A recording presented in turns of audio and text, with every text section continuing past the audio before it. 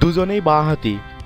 মিল বলতে গেলে এতটুকুই, একজন ওপেনিং ব্যাটসম্যান, আরেকজন মিডল অর্ডারে ব্যাট করার পাশাপাশি বল হাতেও দেশের সেরা স্পিনার। তবে মাঠের বাইরে দুজনেই খুব ভালো বন্ধু। ইমরুল কায়েস ও সাকিব আল হাসান এবার দুজন মিলে বাণিজ্যে নামছেন। রাজধানীর মিরপুরে সাকিবস 75 নামে নতুন রেস্টুরেন্ট খুলেছেন এ দুই ক্রিকেট তারকা। মঙ্গলবার সন্ধ্যায় সাকিবস 75 এর তারকাদের ঢল নামে।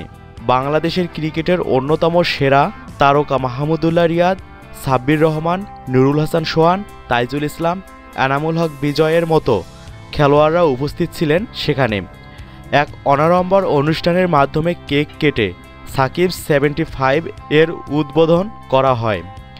ইন্ডিয়ান প্রিমিয়ার লিগ খেলার কারণে এ অনুষ্ঠানে যোগ দিতে পারেননি সাকিব, তবে মুঠোফোনে খোঁজ নিয়েছেন বলে জানান অংশীদার ইমরুল কায়েস। সাকিবের প্রতিনিধি হিসাবে এ সময় মেয়েকে নিয়ে উপস্থিত ছিলেন সাকিবের স্ত্রী উম্মে আহমেদ শিশির। ইমরুল কায়েস রেস্টুরেন্ট ব্যবসায় নতুন হলেও অনেক আগে থেকেই জড়িত আছেন সাকিব। বনানীতে সাকিবস ডাইন নামে রেস্টুরেন্ট খুলেছিলেন তিনি, তবে পরবর্তীতে তার নাম পরিবর্তন করে রাখা হয় সাকিবস।